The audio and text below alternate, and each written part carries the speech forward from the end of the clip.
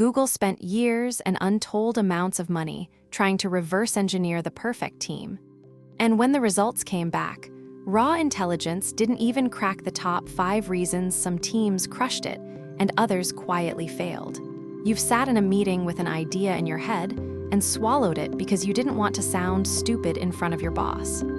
You've made a mistake at work and spent an hour deciding whether to mention it or just quietly fix it and hope nobody noticed.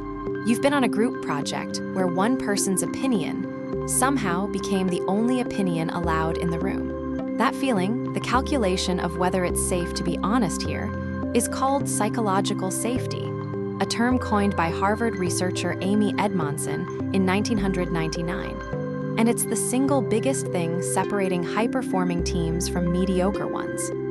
Edmondson's original research didn't even start in a boardroom. It started in hospitals.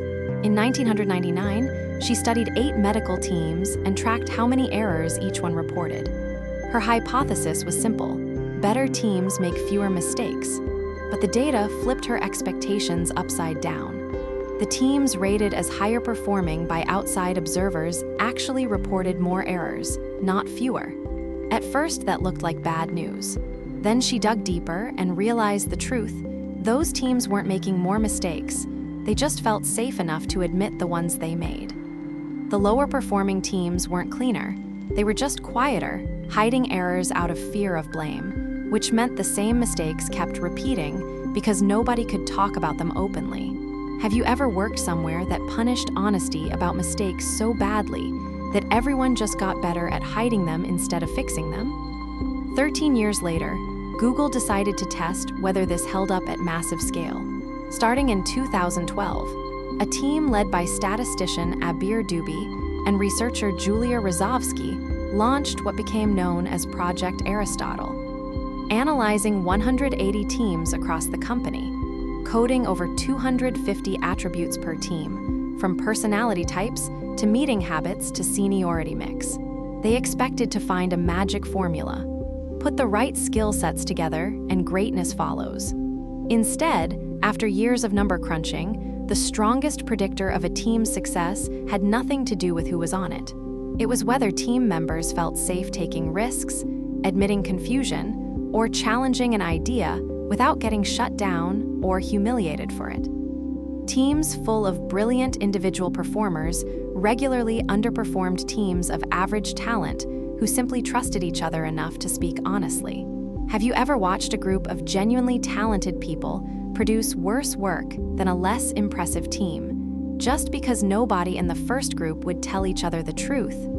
Here's why your brain runs this calculation constantly, whether you notice it or not.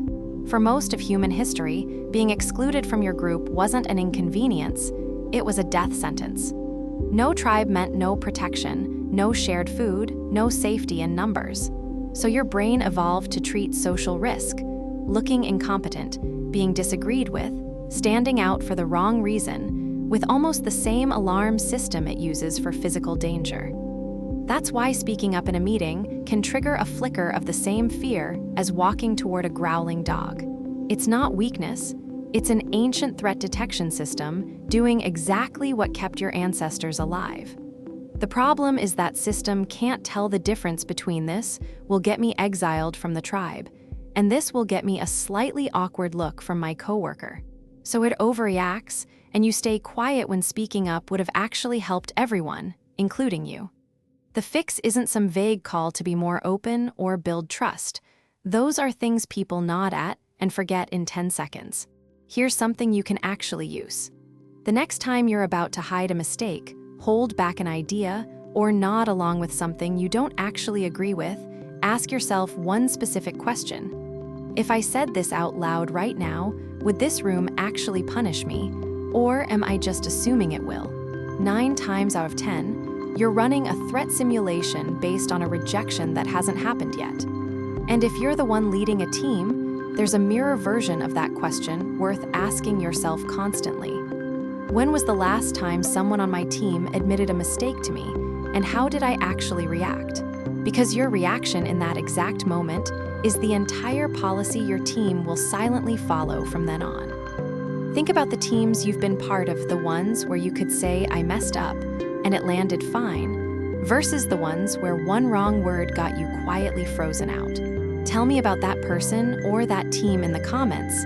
The boss who made it safe to fail, or the one who made everyone terrified to. Tag them, describe them, whatever. I want to hear the actual story.